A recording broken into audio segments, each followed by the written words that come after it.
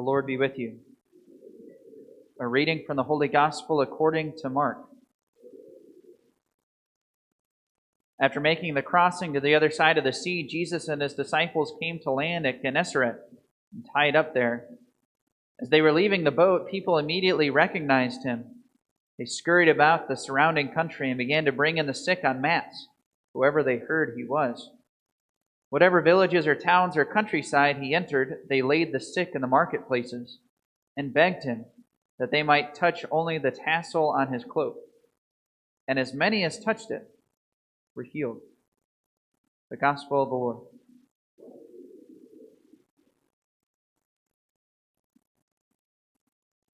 So today is the feast of St. Josephine Bakhita.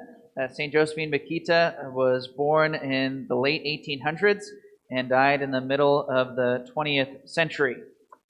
She's got a very unique story. Josephine was born in Sudan, and when she was 7 years old, she was kidnapped, and she was sold into slavery.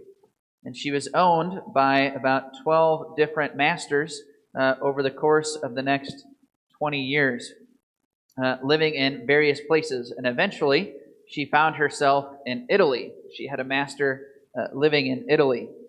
So again, it's a reminder about slavery. Slavery was not just an American problem. Slavery was a major part of world history, and it's only in our modern age where slavery, for the most part, has been outlawed, at least legally.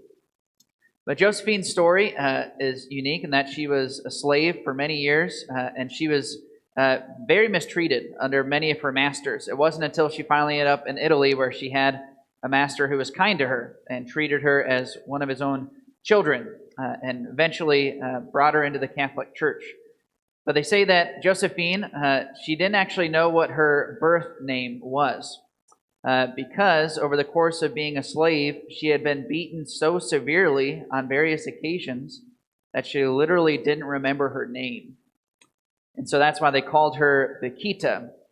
Bakhita in Sudanese meant fortunate, which means they said she was fortunate she had survived all that abuse.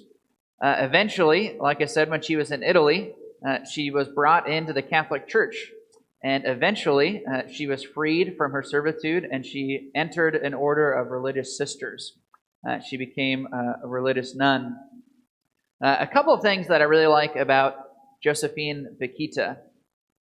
One of the things she would do whenever she would enter a church is she would kiss the baptismal font. She said it was the greatest day of her life was when she became a Christian. She was baptized. Another thing I love about Josephine Bakhita is one of her famous quotes is she told people at the end of her life that if she were to meet her slave owners again, or she were to meet those men who kidnapped her when she was 7 years old, taking her away from her family, that she would kiss their hands. And she said she would do that because if it hadn't been for her being kidnapped, she never would have ended up in Italy, and she never would have become a Christian. So despite all of her suffering and abuse in her life, she was filled with immense gratitude for her faith. I love that about this Saint Bakhita. I love the love she had for her faith and the hope she gives to us, no matter what our pasts are. But most importantly, what she teaches us about gratitude for our faith. So many times when we think about gratitude, we give thanks for our families, for our jobs, for having a home, all these worldly things. But how often do we take time to truly give thanks just for the fact that we have our faith?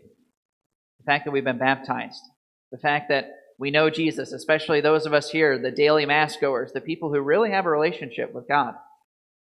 How often do we actually give thanks for that? I think it's a great thing for us to reflect on today.